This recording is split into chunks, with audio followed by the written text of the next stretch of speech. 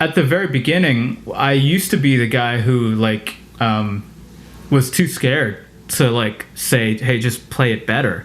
Like I thought I was being an asshole about it. And I didn't want to be that guy, and I wanted to get more clients, and I was trying to build myself up. But like you learn slowly that like, well, if they don't play it right and you're not able to fix it, you know, it's a reflection on your work and your skills as an audio engineer. It's like, wait a second, that I don't want that.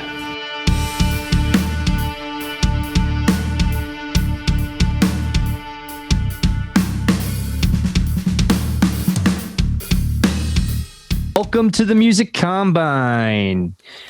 Welcome all listeners, viewers. You said you get to do the intro.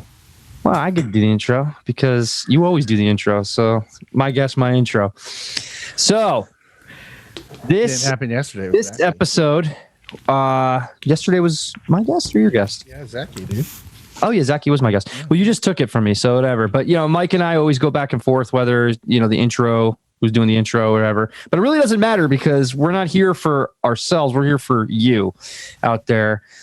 And we have a very special guest today on for a second time because technically savvy Greg was not on top of this shit with his hard drive and missed out on saving the episode that we recorded on my external hard drive that I thought was there, but it wasn't. So Mike comes back to the chair, puts his headphones on, and we welcome. No, the dishwasher was fucking on. That's nice. We welcome a guest from New Jersey, North Bergen, at right now, right? So Jersey City, is that North Bergen? Is that Jersey City? That's not North Bergen, man. Yeah. That's a whole other part of JFK Boulevard, man. It is, but it's on the same strip. They all lead down to the same way. And regardless, I met this gentleman probably about 4 years ago.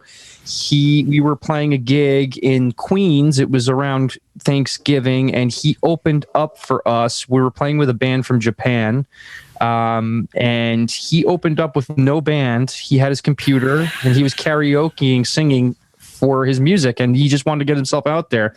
And I heard his voice, and I was like, wow, that kid's really, really good. Talked to him after the gig. We became friends, and in that time, I guess probably about within a year, he formed a band to be able to play those songs that were on the computer that he was karaokeing to at the gig, and he became very, very well established.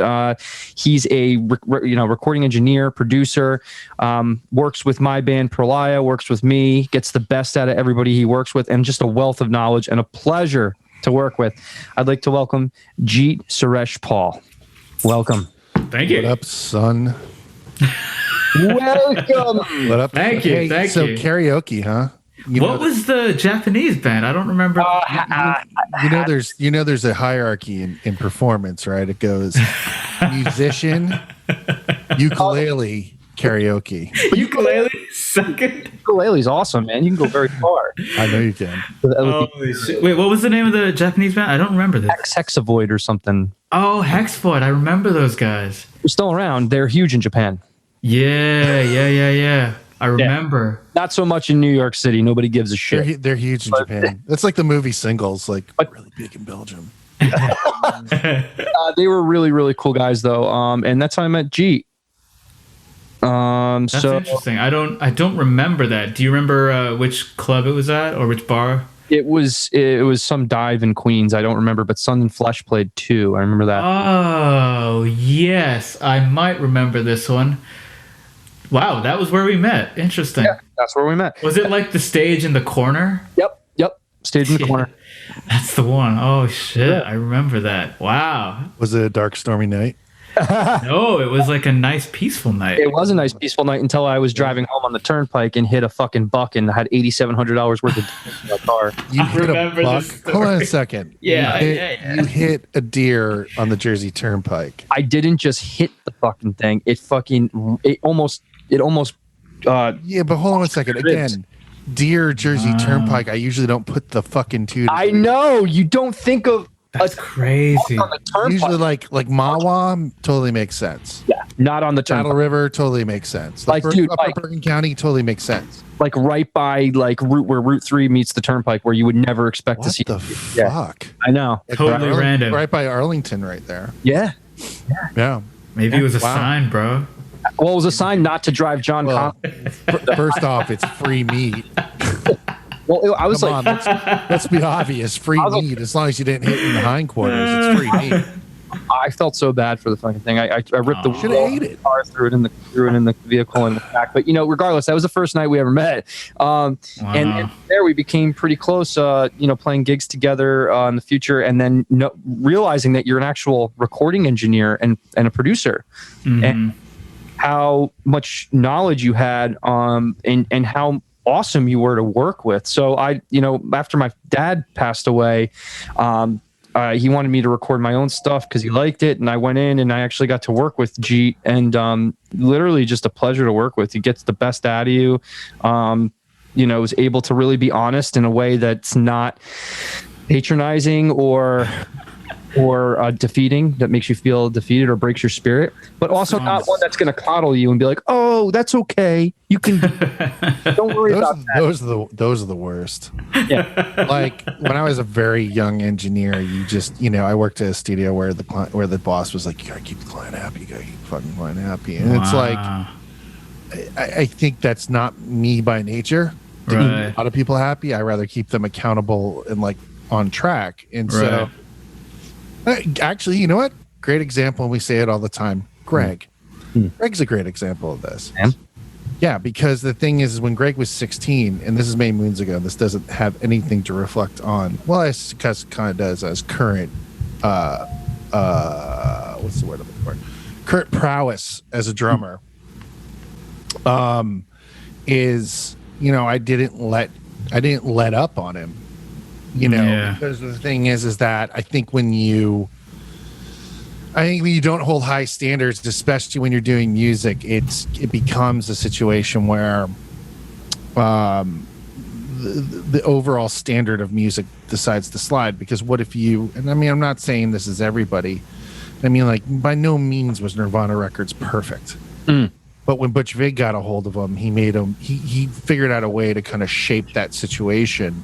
Capture that rawness, but shape it so it musically made sense. And it was still tight. Yeah. Because I think the thing is the one thing I learned is, like, you've always, like, if you kind of just settle or you don't really look at the bass as another instrument, which has been the fucking eye opener for me this year. I've been like really working on my bass skills, and like, if you just lay down straight 16ths or 8ths, and you're not building that house. I mean, we had this conversation with Zachy Ali. It was like, with an 8-string guitar, it's like, frequency spectrum wise, you're falling on the same shit as the bass, and metal isn't exactly like the most dynamic in the bass department. It's there to hold it the fuck down. Just because, right? Yeah, a lot of prog metal bands. So what's kind of your opinion on it? Oh yeah, no, agreed. They're crushed pretty hard. Yeah. Like, bass tones are pretty flat throughout the whole thing, unless you have like a dynamic section. They're supposed to be, I think, I heard this analogy of like having like the bass be like the anchor between the two guitars. So yeah, it plays a huge role in current metal these days. It's so interesting. Greg's heard some of these tunes that I've been working on lately, but a lot of them he hasn't, and they're like more like the singer-songwriter stuff, like more like the Nashville kind of sound of like bass players and drummers and stuff. And like, I'm finding I am finding that when you put bass into a song, it should be almost like the piano. It ties the whole room, and not only ties the guitars together, but ties the whole room together. Of the song, essentially. I just feel more and more connected to that as time goes on, and I'm sure tons of people have figured it out before I have, but it's just for sure. It's a key part of that rhythm section, for sure. For sure. And the rhythm section is the foundation of any song. So and it's also let me ask you this question: when you're mixing, and I'm sure you get projects to just mix, when you find that, and with technology today, everybody can correct shit all they want. One, with that, I feel like you physically change the waveform when you do start correcting stuff, versus actually having people play it right the first time around. Totally. And I think it vastly changes what that mix sounds like too. Yeah, there's an artificiality that comes with any kind of processing that comes into it. Now, if you're a band that's going for a natural sound, like if you're a folk band, it's probably not a good idea to use things like Melodyne and Autotune to fix vocals. But I have found that, those technologies are getting better and better by the day, but at the back of your mind, you kind of know that something's off, even though most people won't hear it. I mean, there's been times where I've been using Flex Time out of Logic, and it's been great. Don't get me wrong, it's definitely improved me as because I fucking forced myself to play that tight. At least it's better than fucking Elastic Audio, dude. Oh god, that's such bullshit. I mean, there's so much of it that's bullshit. I mean, I was recently working with somebody in the studio, and he's like, well, can't you just fix the mix? I'm like, can't you just play it? There's only a certain amount of leeway you can allow, like you were saying. Right. Like, I mean, you also have to ballpark it at least. I think if somebody's going to work with you, you let them into that vulnerability that you may have that may come up through the session, that you're going to allow that person that you're working with to get the best out of you. And if you don't do that as an artist, you're really doing yourself a disservice, and you're doing the person a disservice. At the very beginning, I used to be the guy who was too scared to say, hey, just play it better. I thought I was being an asshole about it. I didn't want to be that guy, and I wanted to get more clients, and I was trying to build myself up. But you learn slowly that well, if they don't play it right and you're not able to fix it, it's a reflection on your work and your skills as an audio engineer. It's wait a second, that I don't want that. But then I figured out a new thing in life, which is, hey, you can give feedback to somebody and not be a dick about it. Really? if you're not in the band with them. Please teach me. Please teach me. If you're not in the band with them, it's all good. But if you're in the band with them, it's a different thing, because then it's oh, why do you know better than me? It's I don't. All I know is that there's 3 notes in the song and you're playing 8, and there's no reason to do that. Playing 3 notes. Just play the 3 notes. It's I really truly believe that drummer track in Logic was created for guitar players, because god damn, our guitar, and I speak from my own personal experience, the worst drum programmers. There's not a drummer that will tell a guitar player, oh, you did a really good job. There's just not that happening. That is so funny. I haven't thought about that. It's the best beginner drummer you could get. Yeah, it is pretty dope. It's like the Tapper drummer. It's he was the best beginner drummer ever. But kind of going back to the whole giving feedback. I think some people need the hard ass stop fucking around kind of guy. And I've done it once in a blue moon. I do it very rarely, especially if it's a very important part of the song, and they're just they're scared to perform it in front of me or something. It's what? No, dude, shut the fuck up. Let's get this done. That. It's very rare that I'll get to that point, but some people do need that little push just to tap into them. I like it. I like getting my heart ripped out and put back in, torn up and put down. Some people can't handle it, and you just don't work. What with are you, them. a sadomasochist? It's important. I just love getting your ass kicked. Wow. I think, Greg, you wouldn't mind that if it's somebody you trusted.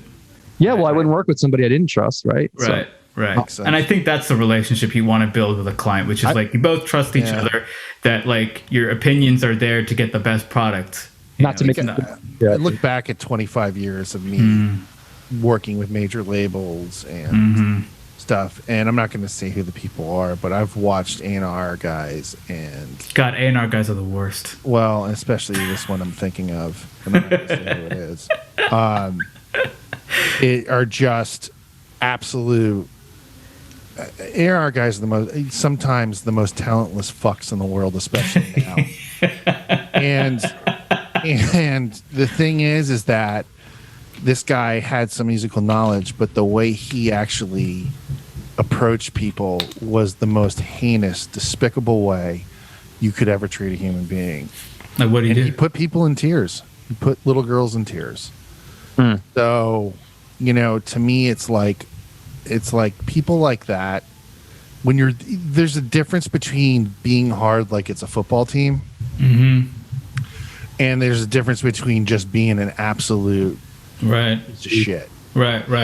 There's a difference when you're trying to challenge somebody and get them to that point. And then I've seen like guys who've worked on Madonna records. The one I can think of, and I always point to this dude because he's probably the guy who taught me the most about like producing or recording vocals. I was working at EMI. Was this guy Anders Baga, and he's done like Madonna records. He wrote all the Robin singles. Like, nice. Fucking guy was intense, and he's like he is basically the Simon Cowell of Sweden. But the way he approaches it, if like and he worked with Jason Daring, who's been on the show and stuff like that. If you're not, he approaches it from a very, very like, I'm going to take this line by line, dissect it, and get this person to exactly where I want to go. Like the vision's clear and concise, but never raises his voice, never belittling, just wants to get the best out of you to that point. I like that. And I think that's there. It goes so much further these days because I don't think people can really handle.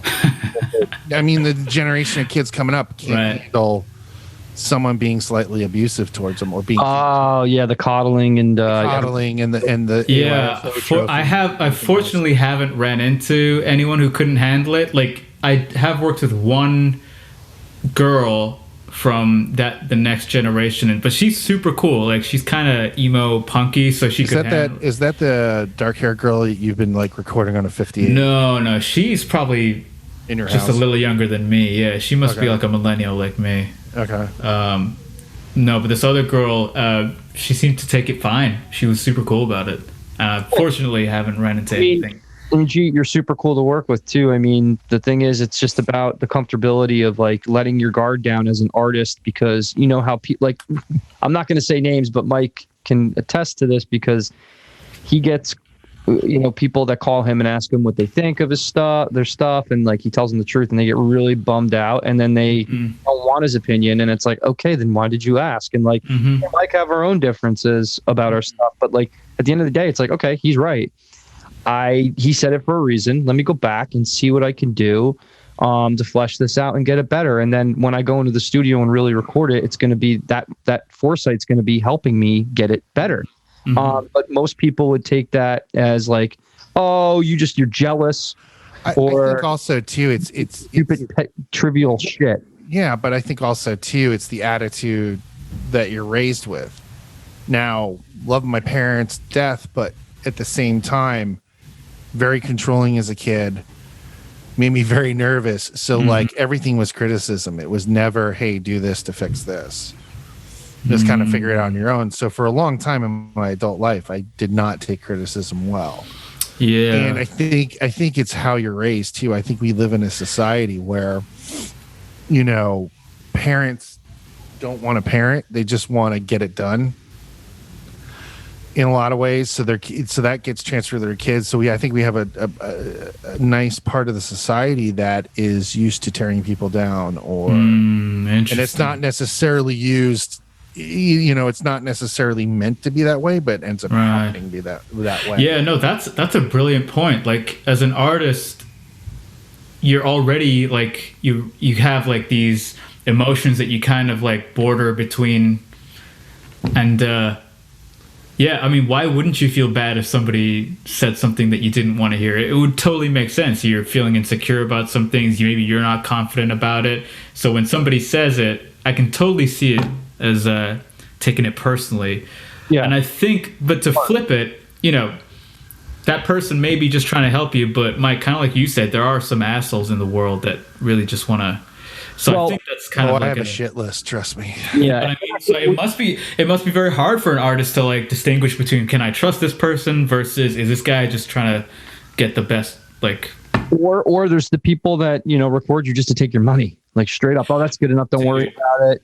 That there's a lot of that. And that sucks. Dude, that was one of the first lessons I learned. Like somebody told me this. It was Vicky, actually. She was like, just remember that in the music industry, people will gladly take your money. It's like Yeah, because it's based. Who was I talking about this yesterday? It's a service rendered business, so service is rendered. Oh, I was talking to Machine about it yesterday. Wow. Well, I learned it through certain promotion companies. Yeah. Oh, those sell you shit. Those are the fun ones. Those are the best, right? I was a fucking idiot. I deserved that shit. There's so many like, or at least there was, say like 10 years ago, so many like college promotion companies. Oh, we'll put you on our and I know a few people who do showcases during South by Southwest that are legit. Yeah. Like my buddy Brian Waymeyer, who Gorilla. Yeah, his shit was all. I mean, South by South I played with a couple years back, and that company, Gorilla Music. That he had signs all over the place of like. Well, yeah, he had signs all over the place, but also he had like Macklemore and Ryan signed out of his showcase. He had and he always kept it free for the bands in the sense that yes, you paid like an administration fee, but the thing is it was always a situation where, dude, he got heavy hitters. Like I met like Jeff Biederman, who's a huge lawyer at Manat, like who was whose father wrote basically the whole code on how we do music business in general. Well, that's feeling. You meet people like that through stuff like that. I think that promotion companies in general, but you get that certain sect of promotion companies that are like, oh, we do college promotion, pay us $1,000 a month and do it. That was a big thing in the 90s where like, oh, I'm a publicist, $500 a month and pay me all my mailing expenses. That is so right. Yeah. I think I also had some guy reach out saying that he would manage my band for, I think it was like $100 something. Like what? And I asked somebody, and it's like, no. Managers take percentages. I love that line because it's like, okay, manage what? What do you need to manage? Yeah, like we were nobody, dude. Like, why would you? That's funny. In my other band that I'm not in anymore, it's like, oh, we can get a man. It's like, we don't need a manager. We have nothing to manage. Yeah. Right. That's a big part. Well, I think there's two ways to look at it. If you're on the rising tide, okay, so you're doing shows where you're consistently packing a venue, and you have stuff nowadays where your numbers are really up without aggregation organically, say on Spotify or somewhere else. I think a manager is a great thing to have. They have to offer value. I'm a manager myself to a 15-year-old artist. Right. I got approached by his parents for 2 fucking years to manage him. And I said no every time. Yeah. Until I knew the time was right. Right. It wasn't a situation where I wanted. It's not like I wanted to manage him. I knew he needed development for one. Two is I just wasn't ready to do it. Yeah. And that's honest of you. And there's things I'm working with him as well with you. I'm very happy to do this because he needs the help that we're going to give him. We're going to give him the value that we're putting together with this podcast, essentially. And that's fine. But when you're managing somebody that literally thinks that manager is going to be the reason why they make it and trying to pass the torch off to them, but if there's like that can get you those opportunities, that's great. But like, how about this? How about a booking agent? Get me a booking agent that can get me really good gigs, and that's something that would be really valuable. And you develop your team that way. Back to consistency, and then you being consistent. But shows right now are not something that's very consistent because of what's going on. It is really disheartening, to see that. But like you're doing other things like Jeet right now. What are you working on? I know you were doing a lot of work in engine audio for a while, and now what are you exactly doing? How did you pivot with this shit going on? Yeah. So, did we do the podcast before COVID? The first one? We did during. Oh, crazy. Oh, we did during? It was like in the beginning. It was like you were like the second interview or something, or third or something. Wow, I think you're right. That's crazy. No, fortunately, 2020 has been a really good year for me. Great. I mean, I used to feel bad about saying that, but I don't really care now. It's pretty good. So for the most part, I do film restoration at the Criterion Collection. I teach at SAE Audio Institute, and so that's like my weekdays. Pretty much fill like 9 a.m. to 11 p.m. That's all I do. That virtually? 2 days virtually, 2 days on campus. So like theory 2 days, hands-on 2 days, and everything's very safe and you know, you got to take some level of risk. That's what life is. So whatever. Yep, I agree. And then Saturdays, I do things like podcasts. I produce bands. I go to Engine Room and teach. I work on my music. And then Sundays, I engineer at a place called Heritage Radio Network, which is just podcast stuff for food. Podcast I did with you, right? Oh, yeah, that's one of the shows. Yeah. One of the shows that I do. Yeah. That's freaking awesome. And we got to collaborate on a song together, which was really cool. That's going to be coming up. Dude, hell yeah. So much fun. Yeah. That was really cool. I think the experience of that, and we could tell people, is like getting 3 different people in their bands that are basically the driving force in the band, the leaders, the basically, you know, pushing things along. When you get 3 of those people in the room and they get to work together, we don't even have to talk really. It's really something special. That was something that I so loved about it. It's because that I didn't have to manage anything.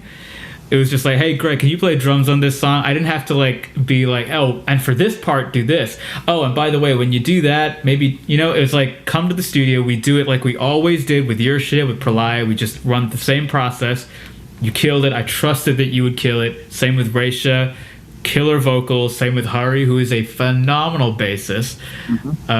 It was just so smooth, and I want to do more. Cool about that too, the process, you doubled down on that opportunity. So he got a classroom to do a demonstration on how to record drums. So he made that and took it not just to do the project, but he also made it into the audio module for himself. So it was educational. Dude, yeah. And they listened to me track and him telling me what to do and him setting up the mics, and he made it into a whole new thing. So he parlayed and the video, exactly, on the content that was created on top of that. So 3 birds, 1 stone. There you go. Talk about taking something one-dimensional, something 3-dimensional, and showing all sides of that. Because guys, again, like, you know, Mike and I are going to be working with this artist, and he's already working with him. He's getting really high quality content done, and behind the scenes content's going to be shot while he's doing that high quality content. So we're making the best of everything. So again, you're always repurposing, and you're using that one piece of content, and you're getting other content behind that content. So if that makes sense to you, I go in, he calls me to track drums. I could have just tracked drums and that would have been it, but we filmed it. He had his students come in from where he teaches to come in and show them how to do it like real live in person. Yeah, it was during COVID, but they all wore masks, and it was a great experience, and we captured that. And that's exactly what we're talking about here. When you're adding value to what you're doing, everything you do should count. It's like, why not get the most out of everything, right? Like, no, look, I could have, like you said, we could have just gone in, me and you alone, track some drums. It would have been super fun. I would have had a blast. I love doing that stuff, right? But, you know, Mark, the owner of Engine Room, said like, hey, look, I got students sitting here. They'd love to look at some drum tracking because they do hip-hop beats all the time. And I was like, perfect. Let's call them in. And then I was like, well, if we're going to have students, why not film it? And then I'll cut it up and make it into... It's like, you just, as long as you can manage it. Now, if it got to the point where it was too much and I was like, I couldn't do everything to a high level, then I probably would have cut something out. But I was pretty confident that I could do all 3 and still get a good product out of it. And why not get the most out of something? Yeah, and you set it up right too. You had somebody come in who does a little high quality stuff, and then you had your own camera and you set it up like... And dude, how many months did we keep putting that content out? That would lasted for a while. 3 to 4 months, so the whole summer. You know what I mean? So why not? Yeah, absolutely. Just goes to show, when you document processes like that, you know, it lasts for such a long time. You can make that last, and it's like quality. People like that. I mean, my Instagram was doing really well because of that. Like, I mean, so we take that, and it's cool too, Jeet, because we interviewed Anthony Laparda and Ray Marte. Ray Marte plays drums in Moontooth. Oh, cool. Yeah, and they have a studio. Westfall recording. Dude, fucking love Westfall. Great studio. So we interviewed them, and it's cool. Yeah. because we're interviewing you and you're a musician as well. And like you went out and started learning how to record and getting into that. And now that's your business. It's the same thing for them. So again, out there, everybody, you gotta, you're doing something that you love to do. Like there's more to it than just the music part. So, and that's what people want to see. They don't want to just hear your music. Like you can't cram your music down people's throat. But if you if you put the experience out there and show the different, the possibilities of what you do and how you do it, that's interesting. That's going to capture more people's attention. Yeah. Honestly, I try not to think too much about the promo side because, I mean, I've talked about this with you before, Greg, because I suck hard at promoting stuff. And what ends up happening is when I start to focus on trying to promote things and build things, et cetera, I start to, get resentful of the music, get resentful of the engineering, and then slowly but surely the quality of my work starts to go down. And I was like, well, I don't want that. So I'm making a conscious effort to not focus so much on the promo anymore and just try to have as much fun and do as good work. But it doesn't hurt to just keep that shit in mind and just document it. And honestly, I enjoy editing the videos and just putting it out. It's kind of fun. And because that's something to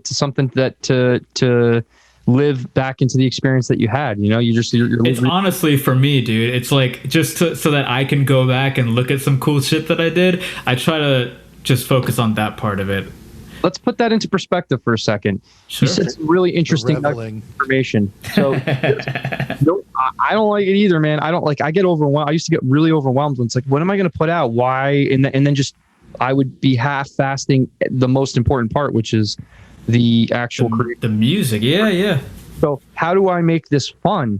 Well, okay, I'm doing it anyway, right? So I just have a camera there and I could press record. That's something that's cool. That can't be too hard. I'm not going to put too much pressure on myself there. But the other thing is what you said was I don't want to feel that overwhelming feeling of it just makes me resentful. Of course it does. But at the same point, you put it in a way where it's fun for you and you were loving the experience of it, and that's what you were focused on. Look what happened. I mean, that's what it became. So promo isn't talking about like Facebook ads and all this. Like, don't worry about that. But just if you capture that stuff that you're doing and be able to put it in segments and be able to put it out, that's all that really matters. Everything else is just placement of where you're putting this content in front of.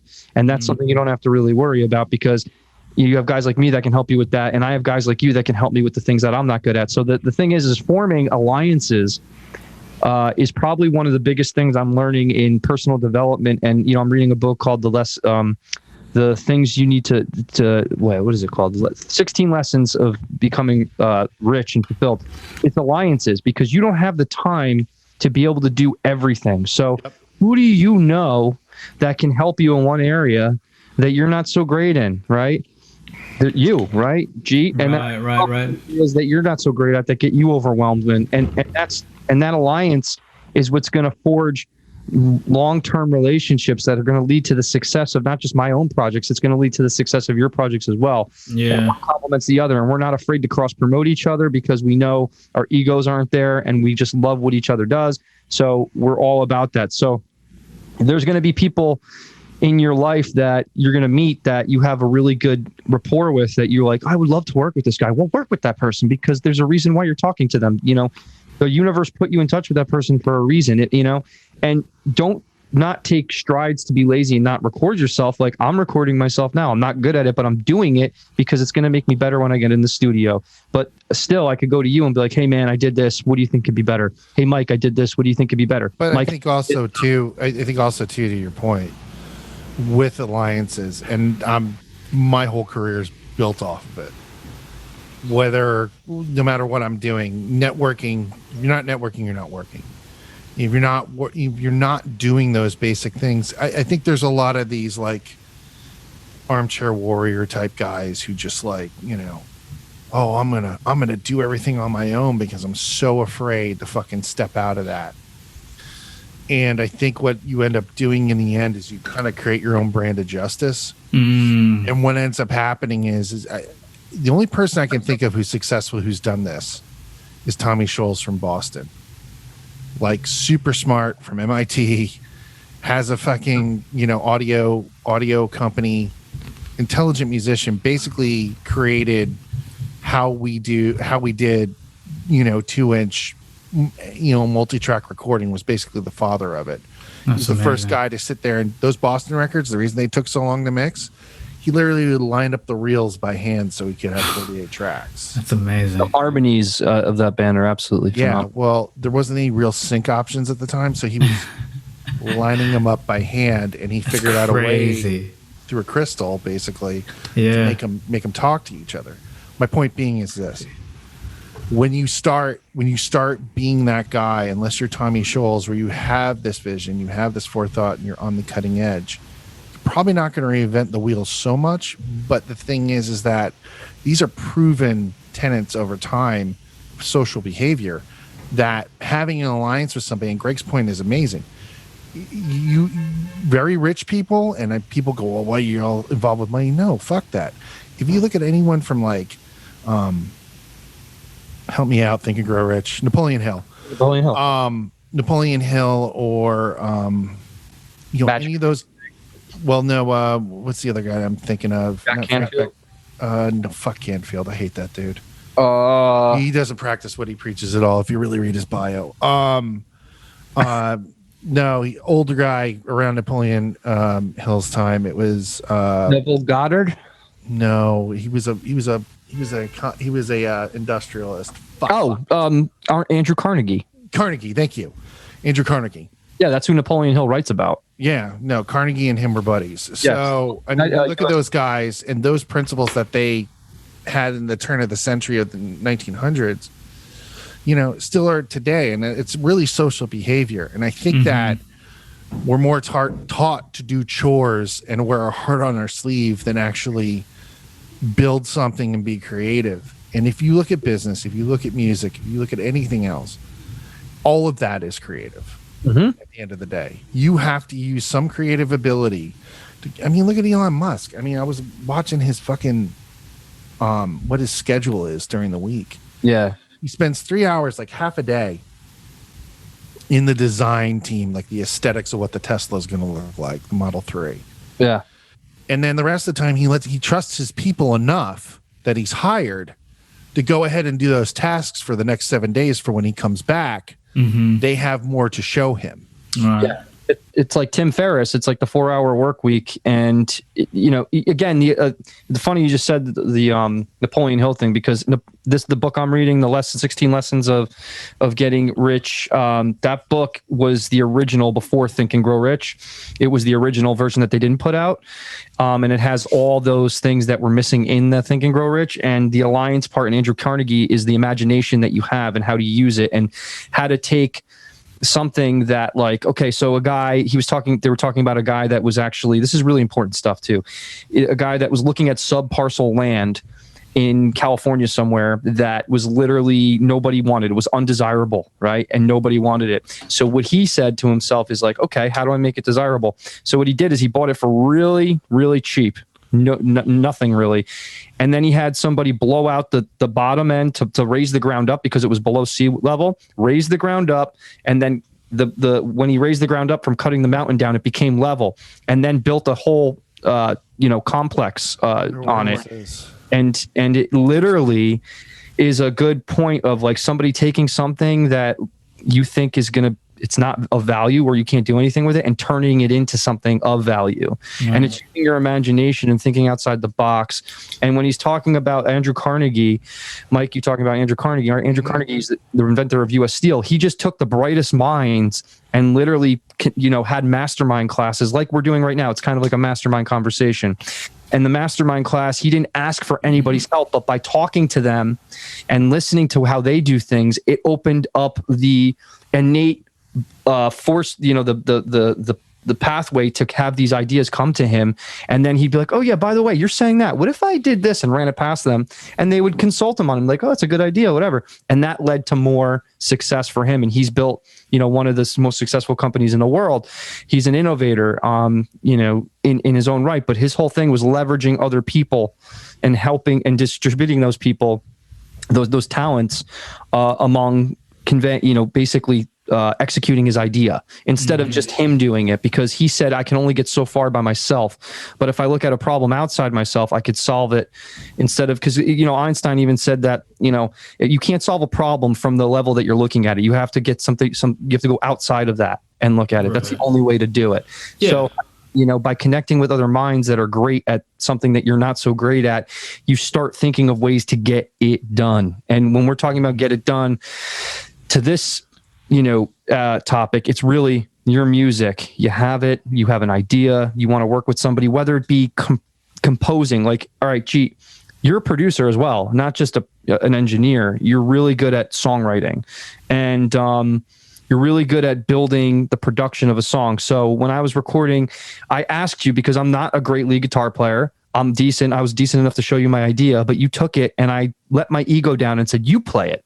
You're going to play it. And he started playing the lead parts and then put a ripping solo at the end. Don't be afraid to let somebody else do that, because you're letting them in on your art, and you're just building a relationship with somebody that's going to be it's going to carry over for years and years to come, and you'll be able to have success, and they'll be able to be part of that success, and you'll be able to do future projects together that will lead to other things. It's, again, that success leaves clues. You have success with one thing, it opens the door for other things, right? Yeah, I think for some people, for whatever reason, it's important for them to be the people to do their projects. They feel very protective about it, sorry. Whoa. They feel very protective about it, and they feel that somebody else coming in and doing something on it is almost like a, huh? I didn't say anything. It's not. I know you're going to say it. Yeah, it's like stepping on their shit, and it's like, no, this is mine. And look, that's okay if you want to do it because you want to prove to yourself that you and you alone can get something cool. But I don't know. I think a lot of other people see it as like, what is going to serve the song best, right? And I kind of like working with those people. So yeah, ditto. Yeah, I mean, right now, can everybody hear me? It's like I got a really good silence of, I don't hear anything. I can hear you. Okay, Mike. Yeah. Oh, this sounds great. I mean, it's so clear. Great. Clear audio.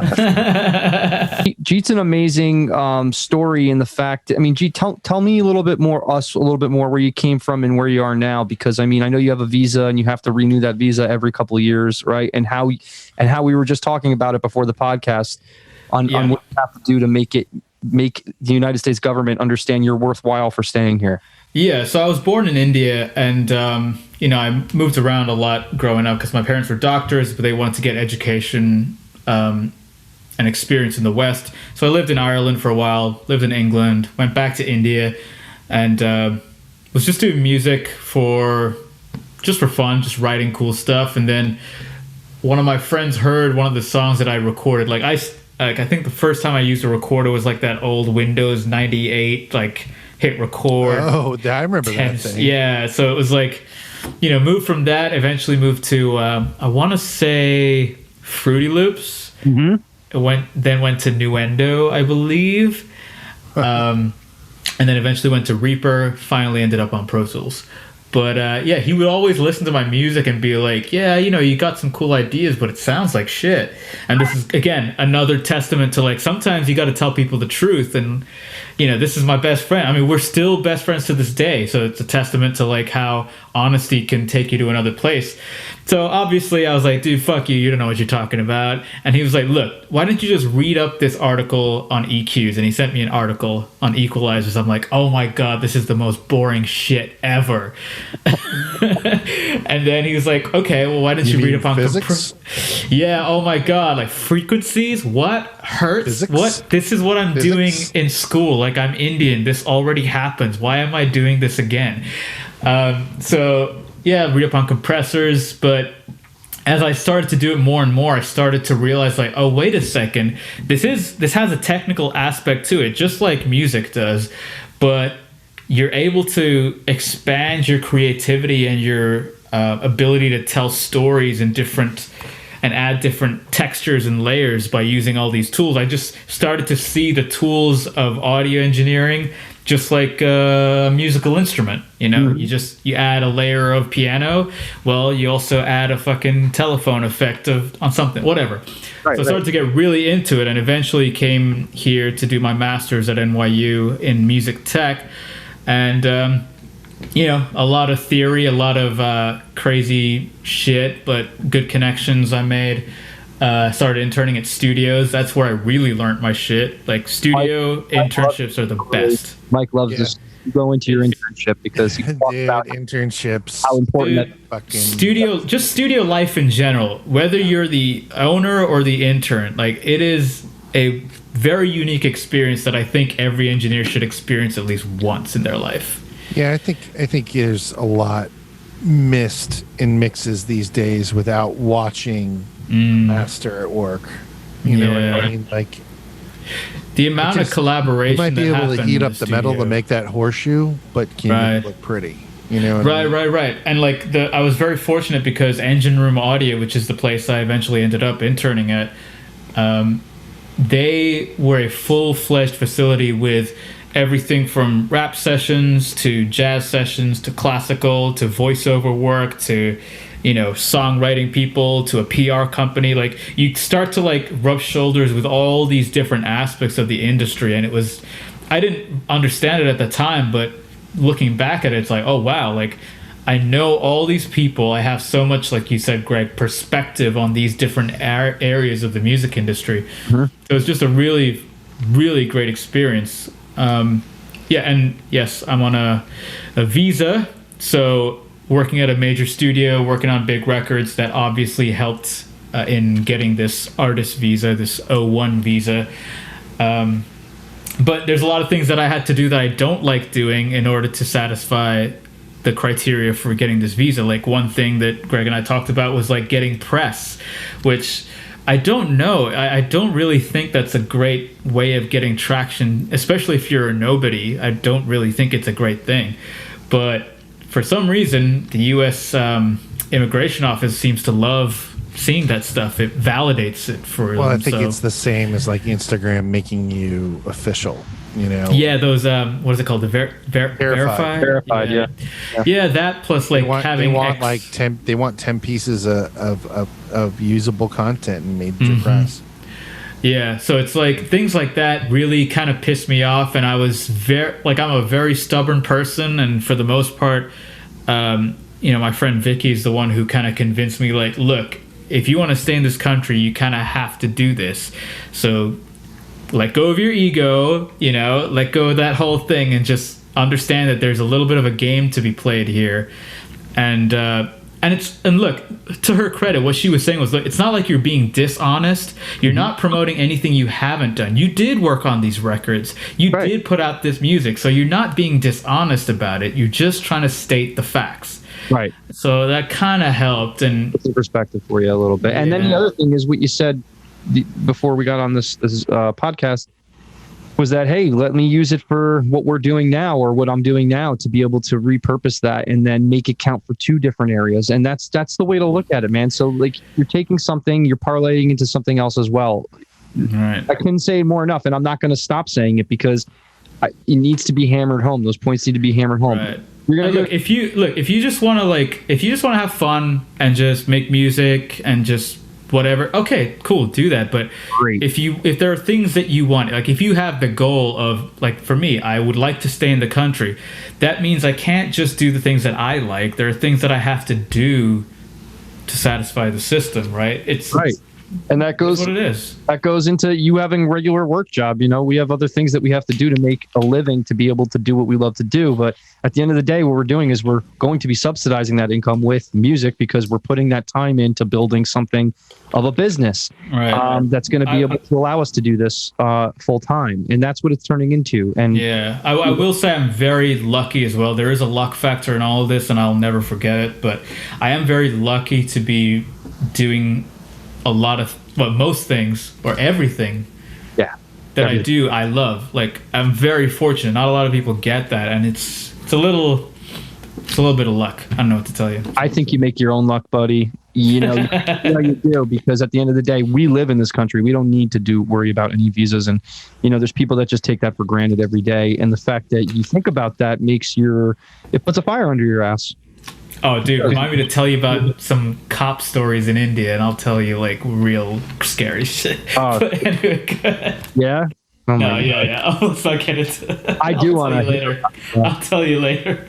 That shit's scary. I'm very fortunate to live. We're very fortunate to live in a country where we're able to. And listen, my dad's an immigrant. You know, he came here in '72 and had nothing, and he built what he had, and he did. I think he did a great job. You know, granted, the situations he put himself in doesn't matter. He took advantage of basically the opportunity to be able to build something in a country where you're allowed to do that. And yeah, are we losing those freedoms at some point? I don't know what's going to happen, but I still think of America as the land of opportunity, and don't take it for granted.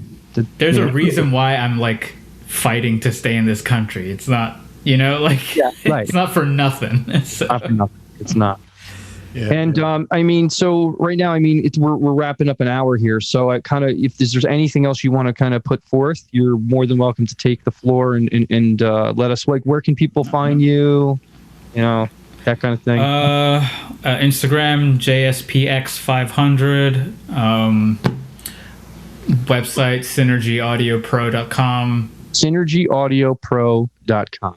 Mm-hmm. And he does, and he will be. He has modules of information that, you know, if you guys are looking to get better at mixing, you can find that type of information. He has his own podcast and vlog that he puts out, and you know, these videos all the time. I mean, a lot, right? You have a lot of videos that you've been putting out, quite a bit, about mixing and interviewing people and artists that you've recorded, right? And then people you've worked with as well. Yeah, it's mainly just engineer talk. That's great. That's important. Yeah. That's important because it's a big pillar in building your music brand. You know, you got to have the right engineers on board. You got to know what you're talking about. You need to know how to convey what you want to the people that you work with. And I think there's a wealth of knowledge there that you can learn from. So anybody up and coming in the that wants to be a sound engineer or producer, what would you say to them to give them advice to kind of get off their ass and start taking action? Imperfect action. Which means you don't have to be perfect. As long as you're just putting one step forward and moving that ball down the field. Yeah, no, I mean, I think everything that we touched on is great advice, right? Like, meet people, get perspective, do work. If something isn't working, figure out why. Is it you? Is it something that you got to do, right? Keep at it, and hopefully, with a little bit of luck, which I, you know, think is a part of it, you'll get. Well, averages, though. You got to put yourself out there enough to get lucky. So if you don't put yourself out, I mean, it's like you can't just have luck. I'm sorry, you can't just rely on luck, and you can't just rely on hard work. Like, there's a combination of a lot of things that have to happen, right? So, just go for it, man. Like, if you don't try, you won't know how to get there. So that's right. You just made that up right now. I guess so. It's like, it's beautiful. It's beautiful. Your hair is beautiful too. Thank you. You need some time on the couch with that whole hair thing. Maybe I can sell like a couple of strokes. Yeah, just a couple of strokes. I'll just glue it to my head. I'm sure there's some sort of fetish for that. Oh, for sure. Oh, I'm sure there's a website like hair stroking and people can get off on it. I should make an OnlyFans. Sure. I'll make an OnlyFans and just. Yeah, I bet you make millions of dollars for your hair stroke. Yeah, fuck the engineering. That's my last advice. Make an OnlyFans, everybody. Yeah. Hey, OnlyFans is awesome, though. I mean, you can have anything. You know, you can start. Yeah, but it's definitely turned to, I guess a lot of Instagram girls taking their clothes off. Oh. Like there was an article. Yeah, I mean, it was originally started for bands. Oh, no way. Yeah, it was like an alternative to Patreon. There's these things like OnlyFans. There's these other platforms that I was going to put us on as a podcast, but I went on there and I'm like, this is just like porn, all sexual shit. Yeah, I thought that's what it was. I didn't know it was for bands. No, it was originally for bands, so that bands could create memberships and fan clubs and that kind of thing. And OnlyFans doesn't want this happening, but it's probably the only thing keeping them in business at the same They're time. probably making a lot of money. They're making hundreds of millions of dollars. There's one girl on there who made like $1 million in a day or something like that. Jesus Christ. And dude, all they're doing is sitting on like an ab ball or something and like jiggling. Well, maybe I should do some research. I'll see you get the rabbit hole. No, but like, no, I hear you, man. Everything you're saying, everything you've done up to this point it's an amazing journey to watch you, collaborate with you, and just have you on the show, man, because you have a lot of value to offer. And in the future, we're going to have Jeet as, again, like we had Zach on the other day, and he's going to be, the educational standpoint behind what we're doing and what we're building here. So the guests that we have on are not only one-time guests, they will be featured again in the back end of what we're building here, and I'm very excited about that. And I again love you, appreciate you. Thanks for having me on. Yeah, thanks for being on, brother. Hey, man, no problem. Appreciate it. So just you guys can go to themusiccombine.com, www.themusiccombine.com, The Music Combine now on Facebook, The Music Combine on Instagram, and everything else you'll see on our link tree on our Instagram. You can just go to all those major platforms, and Jeet his episode will be featured in the next couple of weeks. Goodbye for now. We'll see you guys next week. All right, dude. This is The Music Combine. Out.